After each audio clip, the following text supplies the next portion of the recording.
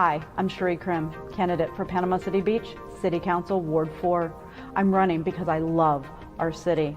I have the experience and dedication to make a difference here. I believe our government should listen to and work for its people. I will be focusing on our community, our environment, and I will always be an advocate for transparency. On April 21st, vote for me, Cherie. My name is Cherie Crim, candidate for Panama City Beach, City Council, Ward 4. I approve this advertisement.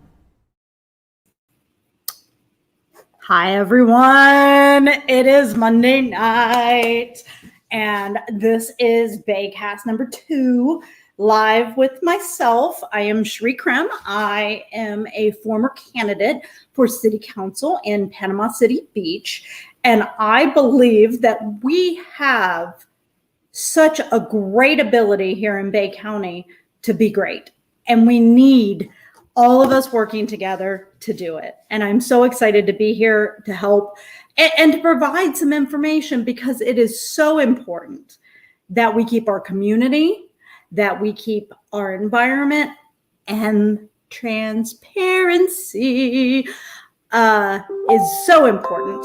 And that right there is exactly where I'm trying to take us here in Bay County, because transparency is the key. And I got to tell you, thank you for everyone who submitted a comment, especially about the House Bill, the 1319, the For the People Act that we talked about last time. People didn't realize that our local people didn't vote for it here in the state of Florida. And it is kind of important to know what our legislators are doing for us. What are they voting on? Why are they voting on it? And when they're not voting on things, right? So it's really important for us to pay attention and to watch.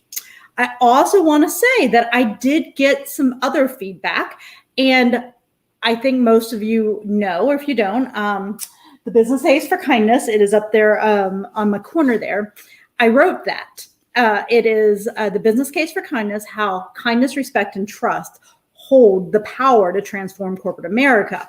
And when I wrote it, it was about corporate America. But when you dig into it, it actually works for everybody, every small town, everybody, what we need to do.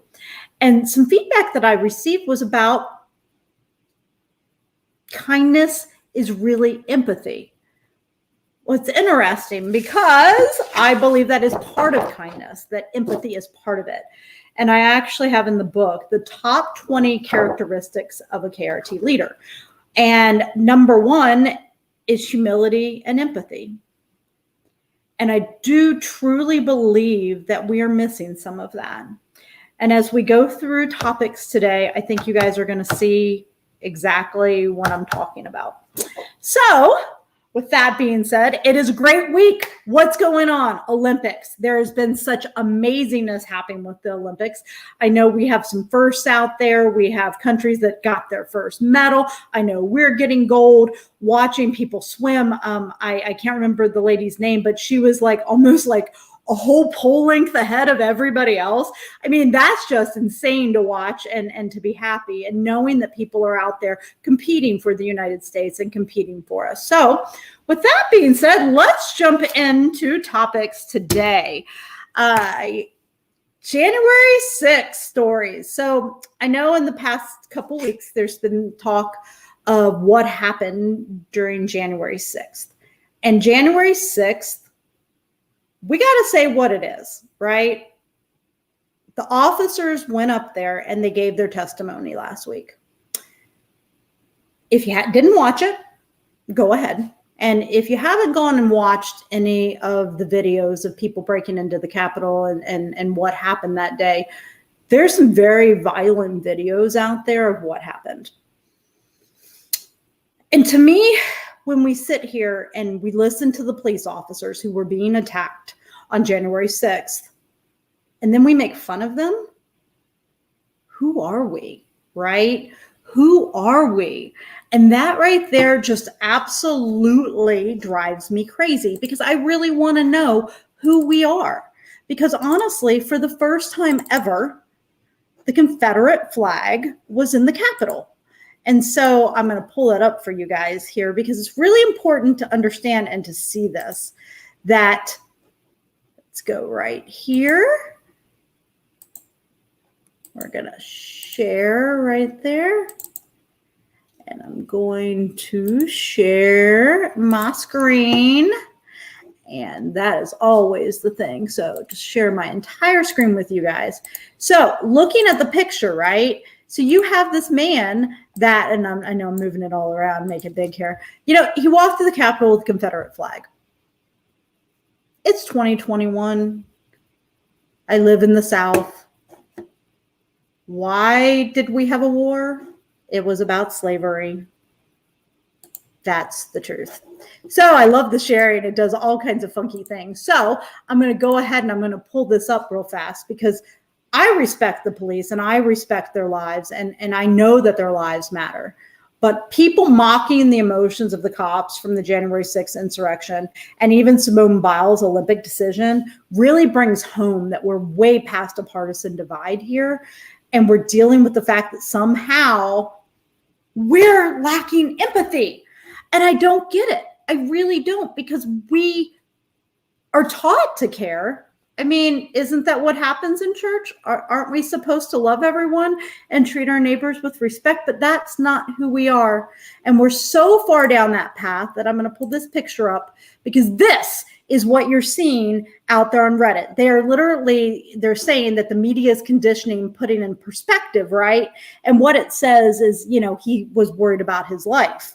That's what it says. So they're saying he was upset because grandma, this lovely lady down here, was in the Capitol. But that's not what it was about. And I think that right there, we have to stop pretending that nothing happened. I know pretending's fun. It's so much fun pretending something didn't happen. But go watch a video. Go see something. Go just look at some pictures. Because if we really respect police, we need to respect their feelings and we need to understand what happened and we need to respect what they're saying.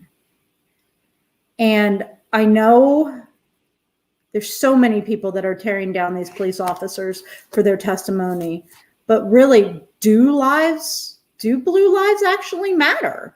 If we have no problem beating cops and doing those things and that, I think they do. And I know that police are important. We had the whole defunding of the police conversation last time. So why are we downplaying what happened, right? What is it that is downplaying what is going on? Why are we at this point? Because they want to keep us divided. That is the whole point. They want us to be us versus them. Nothing really happened in the Capitol. Oh, no. What you saw wasn't really what happened. No, it is what happened. There's so much video and it's kind of interesting. I didn't write this down to speak about it, but I'm going to bring it up right now because everybody knows Nikki Fried, right? And Department of Agriculture. She is actually over gun permits. I don't know if everybody knows that, but that was a change I want to say that was made quite a while ago. It might have been under Rick Scott, giving it to Putnam. I can't remember, but it became something people don't understand why Nikki Fried can take away people's gun rights. But somehow here in the state of Florida, the agricultural gets to do the gun rights. So next up, let's go and we are going to look at, I'm going to go ahead and share my screen again with you. We have I have a picture here and I want to go through what's going to be happening. I'm pulling them up right now.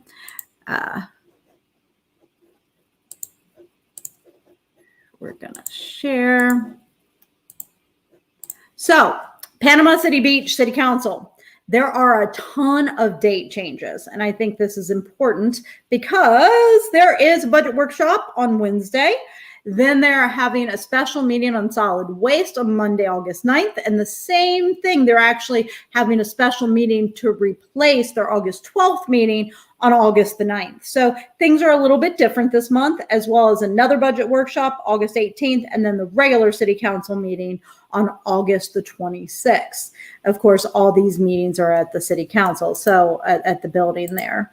So New dates. Make sure you guys go. Know what's going on. Budget is very important. Understanding how they're spending the money and what is going on there. So, speaking of Panama City Beach, the mayor's business. So I know that we talked about it last week about what was voting and what was going on, or 2 weeks ago, what was voting on, and the mayor needed to recuse himself because his businesses were up as a voting topic. He did recuse himself. He also did his paperwork as he was supposed to do. And I will say that that was fantastic. He did what he was supposed to do. And of course, everybody voted for him to do and have the dates he wanted. So Sand Jam's no longer in the sand. Not in the sand on the beach anymore since they moved Sand Jam to October. So that's turtle season. So I guess Sand Jam not on the beach anymore. Thinking of this and how things go with the city council, there is a summer concert series that is going on, and you guys will see here. I love it. It keeps going back and forth. And so you will see in every single one of these, they're giving away tickets to Gulf Coast Jam.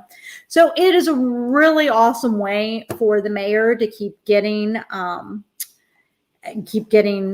his sponsorship money worked out for him, because again, they could win Gulf Coast Jam tickets.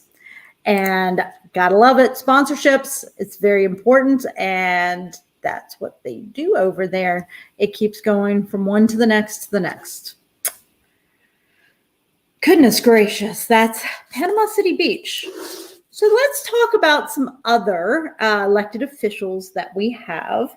And I'm going to go ahead and we are going to talk about propaganda from Neil Dunn this week. It's amazing how only his opinion matters about what happens here in this region, and how it's all about just bad people and the use of force. A mask is force, apparently. So we'll start, because I first started off, looking at his post, and he actually sent an email out, and in the email he says, and I'm going to pull it up right here for you guys. He pulls, and we're going to share in his email this week. Dear friend, your checkup with Dr. Neil Dunn. This week, the Centers for Disease Control and Prevention recommended fully vaccinated people wear a mask in public indoor settings and areas. It is unclear what data is being used to back up the reversal in guidance, but that hasn't stopped Speaker Pelosi and Democrats from issuing mask mandates for those who are vaccinated. Now, Speaker Pelosi has taken it to the next level by directing the Capitol Police to arrest staff and visitors who do not comply with her mandate. It's clear this is not about science, it's about power. How about it's about trying to keep people safe? So then his questions are, do you believe the mask mandates will make us safer? And are you concerned that personal liberties are under attack by liberal politicians who are using COVID-19 to cover their actions? I don't think so. I truly believe that we want to keep people safe, and that's why people are talking about masks now. And speaking of which, Neil Dunn, I want to thank you for doing this and sharing. I'm going to go and pull this up, and I'm going to share this. And we're going to watch the video that Neil Dunn produced this week as well. This week, the CDC reversed some of its guidelines on the use of masks in people who have already been vaccinated. But Speaker Pelosi took that one step farther and layered on a whole set of mask mandates in the chambers of the United States House of Congress. This use of force encourages radicalism. In the House, at least, this move is not about science, it's about power. Mandating the use of masks in vaccinated people unnecessarily undermines the credibility of the vaccine. That's the last thing we should be doing now. I'm Neil Dunn, your doctor on the Hill. You know, every time It's like, wow, thank you, Neil Dunn. Wow. Why do we not want to keep people safe? I get it. I honestly, at this point, does everybody know how bad it is here in Bay County at this moment with COVID? I find it really going to be interesting because I'm going to share the News Herald today. I'm going to pull this up and I'm going to share it with you guys because, wow. And, I'll turn to Dr. Walensky and Dr. Fauci in a moment. And I got apparently First, I want to provide other an update things on our going on full there. of So I've government got to get, response to the pandemic. Neil Dunn. We remain concerned about the continued rise. I'm going to make that go away. Thank you for starting to pop again there for me, Neil Dunn. All right. So I am going to share my screen again. I'm going to share this window. This is the headline today. This is our headline, everyone. Florida, one day, 21,683 cases. That is the biggest one-day COVID-19 spike here in the state of Florida. And at the top of our newspaper is Panama City GAC Contractors CEO Derwin White, dead at 55. So Derwin White died of COVID. And so it's very interesting watching things pivot a little bit from this, especially the fact of, and I'm going to go and pull up the video from the Bay County Chamber, Carol Roberts, because it really is becoming something that we need to pay attention to. We should have been paying attention to. I don't understand. Personal liberties, taking care of ourselves and taking care of others, that is super important.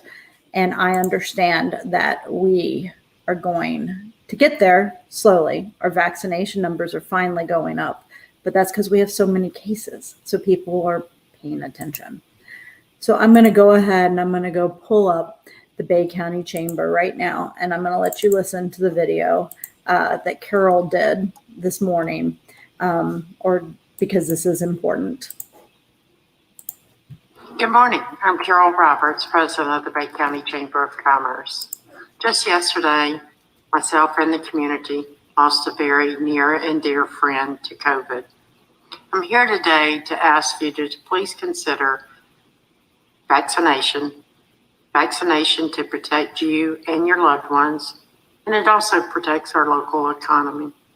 Let's not wait until government imposes restrictions on us. We shouldn't have to be told to protect ourselves. The vaccine is all we've got, is our first line of defense. So I encourage you to please consider doing it for everyone around you. I ask this respectfully. I know everyone has an opinion on the subject, but again, folks, it's all we've got, and I encourage you. So, Bay County Chamber, and it just is one of those things that even Carol Roberts came out and talked about that. So, COVID, we're rising. There's no beds. We have so many people in the hospital right now. I really, what do? We go get vaccinated. It's not hard. Like I said last time, the second shot was the worst one. What was the worst of the two? I had to sleep for a while, but I was okay. And I know I don't want to infect anybody else. And I think that's really what it comes down to, is my empathy and my concern with other people has always been that I didn't want to infect anybody else. A question's been going around about how many people that might have had COVID or died of COVID or any of those things. And guess what? It's too numerous at this point, more than a dozen that I've known. That's a lot. Not all here in Bay County, but we've had quite a few influential leaders in Bay County die of COVID. I mean, Derwin White did. And it's serious, and I hope that we can change and make this not partisan, because really this is about all of us and doing the right thing. So So, on to the next wonderful topic this evening. Let's talk about SOE website and tutorial. So I'm going to go ahead and I am going to share my screen, and we are going to go over to the Google Chrome tab over here, and because that is what we're going to be looking at here. And Mark Anderson, we're going to go to bayvotes.org. And so when you go to bayvotes.org, you will see, you can scroll down at the top, there's a bunch of information. Then you can scroll down and you can see how many registered voters we have, how many are Democrats, others and Republicans. You can even check your voting status, your vote by mail. You can do all this right here on the SOE website. But what I'm going to talk about today on this SOE website is about what you can find information-wise. Under candidates and committees, there's current candidates and finances. And so if you haven't gone in here and looked at this before, you can actually see, and it will go through, and this is the last election, right? So this is the 2021 election. And you can see here all the people that ran for something. Now, the key is here that you can also see their monetary contributions, you can see their in-kind contributions, and you can see their total expenditures and distributions. Now, when it's said and done, your money contributions should be equal to your total expenditures. So I'm not really sure right now why Ellen Fields and Jesse Nelson's are not, because that probably should have been done by now. As you'll see, most of the rest of these are already done, right? Because you should have them equal. So very interesting. So let's just go down and let's look at somebody at a race that had a lot of money. The races at the top didn't have as much. So let's go down to Panama City Commissioner Ward 4. And let's go look at Mike Nichols. So you guys can go in here and you can see everything you want to see about the candidate. But what you also can see as you guys are going down this path, you can go in and you can look at their monetary contributions, in-kind expenditures, and distributions. So we're just going to go ahead, and I'm going to go right here, and we're just going to look at M4D. And oh my goodness, whoo, that's interesting. Okay, so Dwight Hicks apparently gave Michael money, and if we don't know who Dwight Hicks is, then we got to stop. I got to bring us back because we got to have a talk. Do you guys know who Dwight Hicks is? Do you guys know? I mean, this is just, when I looked this up earlier today, I really wasn't planning on having that as the issue, but when I went and looked it up, I was like, yeah, this is what's going on. So if y'all don't know who Dwight Hicks is, let me just share with you. I love sharing. It works out really well. PCB, 74-year-old Panama City man tried to pay a 17-year-old for sex. Hi, Dwight Hicks. Dwight Hicks owns a real estate company here in town. And it's so interesting, right? A 74-year-old man is in jail after he was arrested for allegedly meeting a teenage girl for sex. Undercover investigators acting as minors began conversation with Dwight Hicks of Panama City last week, according to his arrest report. Hicks thought he was texting a 17-year-old girl, they added. On Sunday, he made arrangements to pick up the teenager at a local hotel and bring her back to his office. He was met by officers instead. After he was arrested, Hicks confessed that he knew the individual he planned to meet was a minor and that he planned to pay her for sexual acts. What? Yeah, that's called,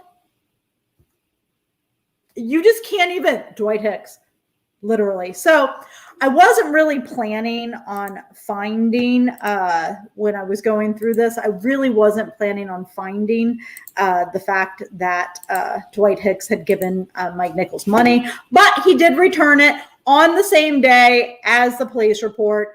or the thing in the paper. So I want to thank him for that. But what you also can see in here, and this is kind of one of the things that the point is, you can see who gave money, right? And then you can also see where the money is spent, right? And so you see the money is being spent here, it's coming in, and then it's being spent somewhere else. So we see here, right? It's Neves Media. Wow. So let's go backwards. Let's go back and let's go look at something else here on the screen. So we are going backwards here. We're not going to look at Michael Nichols anymore. Let's scroll down and let's go look at some other things. Oh, let's go look at Bay County Taxpayers LLC. And let's see. So we can see, if anybody doesn't know who Bay County Taxpayers LLC is, they were created to stop the school tax and to do the things along that. And it's really interesting because when you're looking at this, you will see very quickly they got a lot of money, right? And then they spend a lot of money. So let's just go to the first one and let's see. We can all see where the money came from, right? Who gave what? Some people like gave many thousands of dollars, but then Neves Media again, right?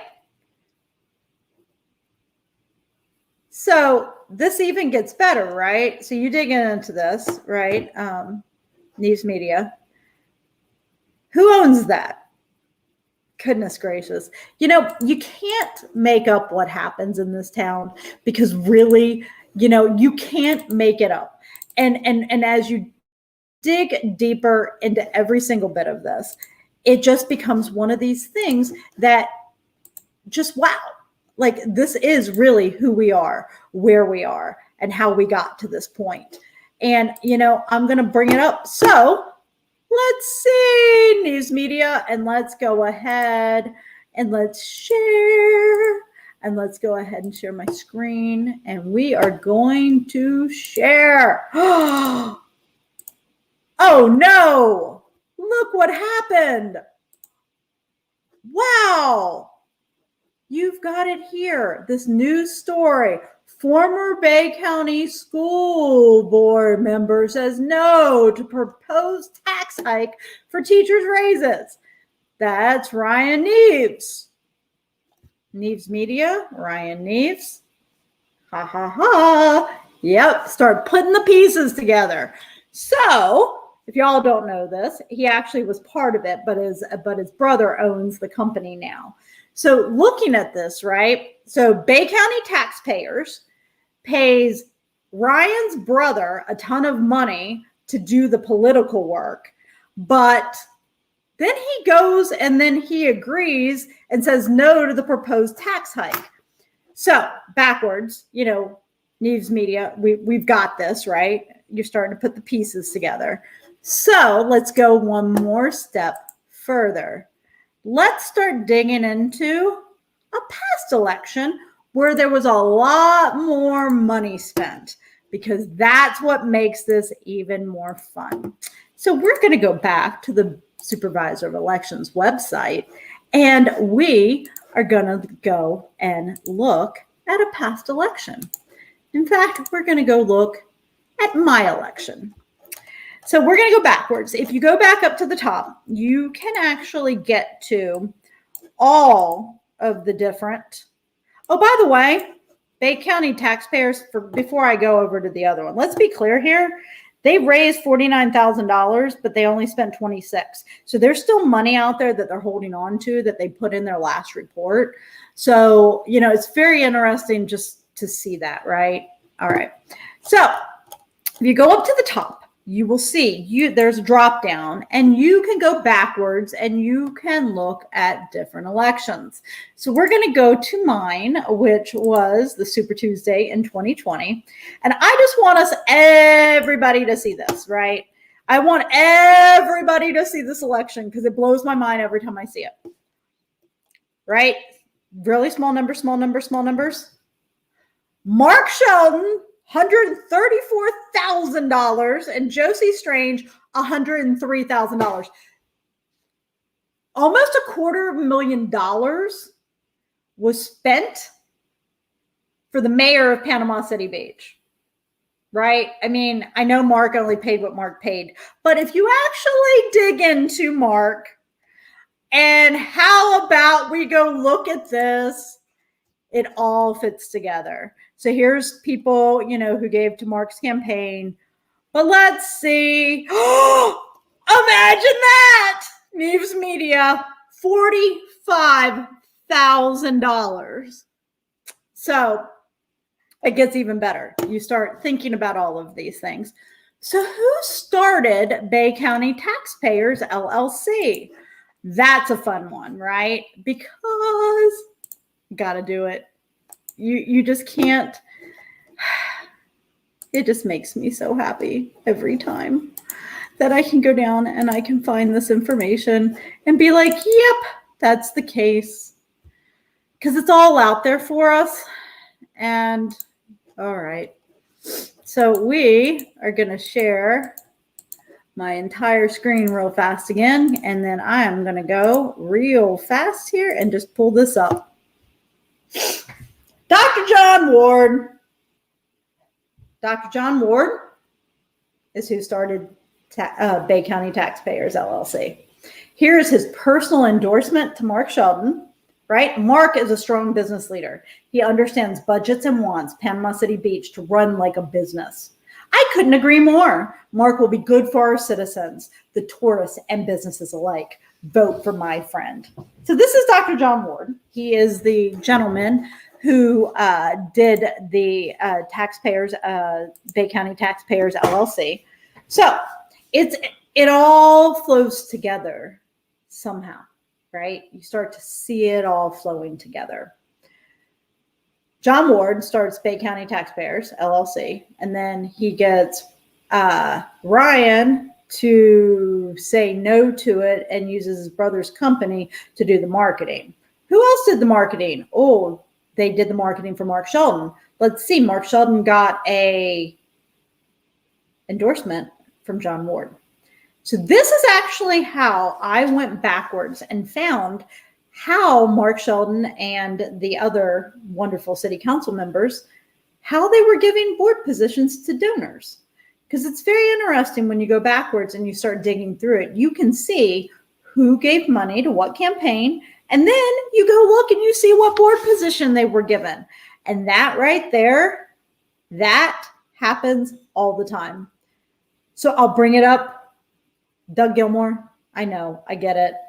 He gave to all three people. When you go backwards and you look at the money in the 2020 election, he gave to all the people. So that won, Mark Sheldon, Michael Jarman, and yes, you just can't even, and Paul, you can't even just sit here and go, what happened, right? Because this is a big deal.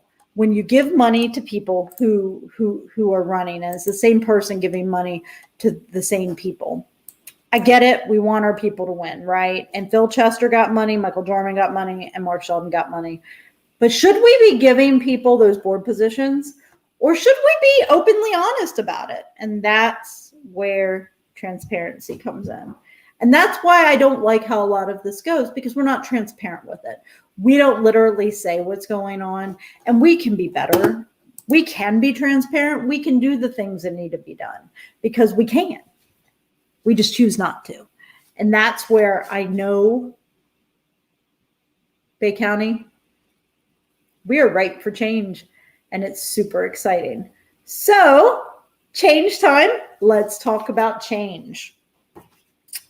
2022, we've got elections, and this is a big deal. And I really want us to understand what is coming open, because it is important for us to know what positions and what offices are opening. So I have, guess what? You get it from the Supervisor of Elections website. Yes, you do. And so I'm going to go ahead and I'm going to pull up my window here, and we're going to talk through the 2022 elections. So you guys will see here on the screen that we have our Super Tuesday, April 19th, 2022.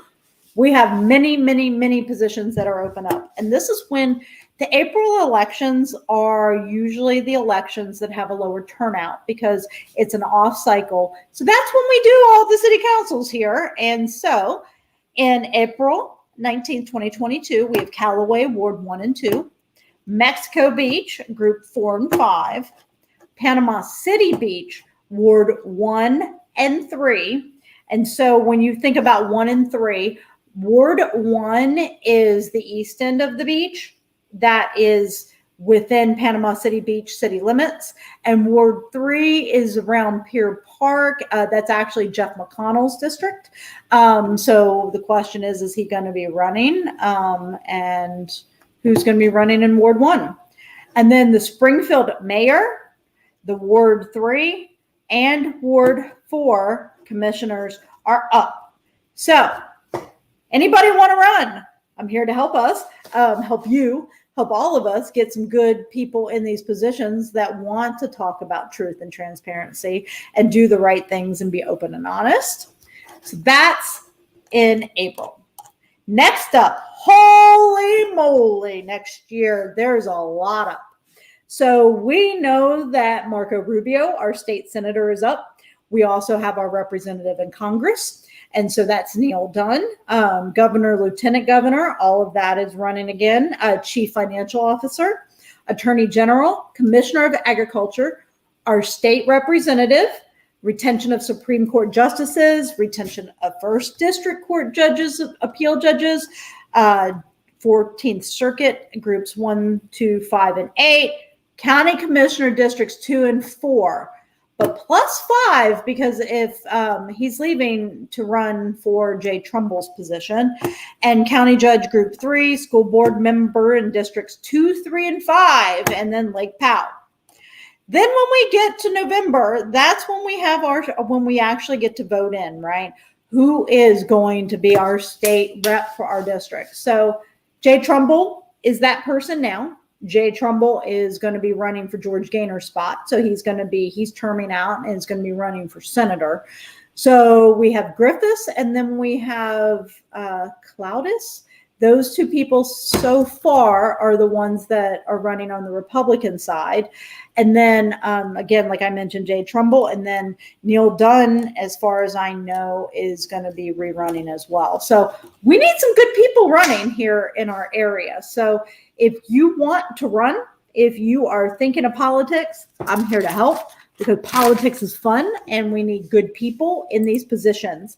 And I'm here to help you, because we can do this better when we work together and we lead with kindness. And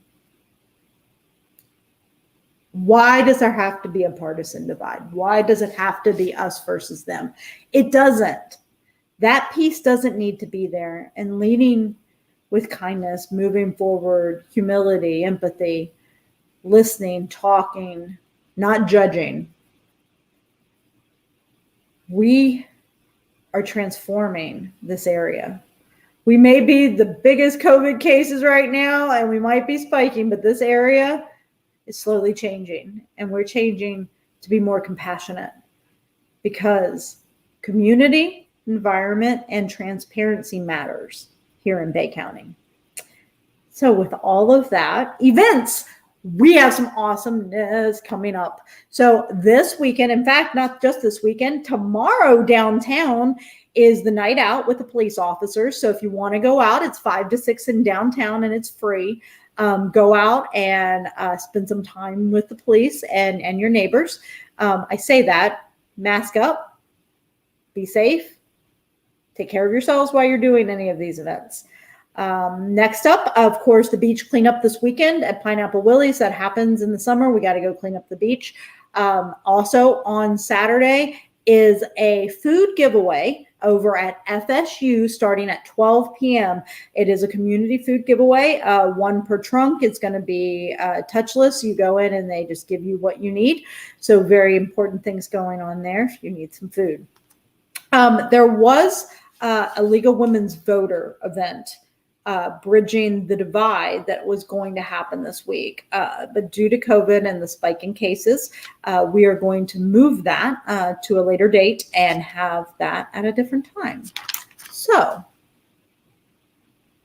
Bay County.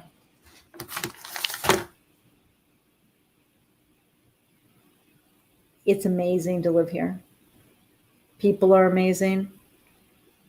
We treat each other with respect when we're face to face most of the time. But when it comes down to partisan politics, it's us versus them. And it really doesn't need to be that way. Instead of screaming who's right and who's wrong, let's work together for a future. All of us, inclusive, all of us working together to build a better Bay County. We don't need us versus them. We need politicians that are here to work for me, work for you, and work for our entire community, not just for themselves to make more money. And I know it's hard for people to be willing to give up their business if they want to be mayor, but shouldn't you be transparent and honest in everything you do once you're an elected official? I believe so. That's definitely how I would have operated when I was there. But then again, I would have spoken up about the city manager and said something really quickly. That was just insanity. So all of that being said, going through all of this, I want to leave us with oh yes, don't forget, yes, sales tax holiday. We do have that. That is happening, and it already started. The the state back to school sales tax holiday. And I'm pulling up that picture right now. We have that going on. We're going to share the screen. We're going to go here. It started on July the 31st. So it is tax-free items. So school supplies, $15 or less. You're not going to pay any taxes on them. Clothing, shoes, and backpacks that are $60 or less. There's no tax. And the first $1,000 of a computer or accessory purchase, that is also tax-free. I will be back in 2 weeks. And I hope that in the meantime, we can think about things that maybe you guys want to learn about here in our great area, because we have such amazing groups. I'll be bringing some on going into the future. I will be bringing people in to talk with us and to learn about their groups and people who want to run for politics, because we need transparency, community, environment, and transparency. That's Bay County, and we are amazing. So with that being said, I am going to go ahead and I am going to leave us with this last quote that is so important. In the time of deceit, telling the truth is a revolutionary act. We are there. I did take this picture, by the way. We are there because the truth and telling the truth, that's transparency. I want to thank you guys for watching, and I can't wait for the next episode. I will be back in 2 weeks, and everybody have a happy Monday. And if you're not vaccinated, please go get your vaccination. It really is worth it, because once you have it, you might get symptoms. Nobody ever said that the shot was going to be the end all be all and you were never going to get COVID, just like the flu shot isn't. But the fact of the matter is, you're going to be protecting yourself and your loved ones. The last thing you want to do is get somebody sick. I know I don't want to do that. And I'm fully vaccinated. So I hope everybody has a great Monday. Go get vaccinated if you're not. And go Bay County. We are amazing. And we're changing every day to be more inclusive, to have empathy for each other, and to be each other's neighbors again, instead of this divide that people want us to be. Have a good evening, y'all.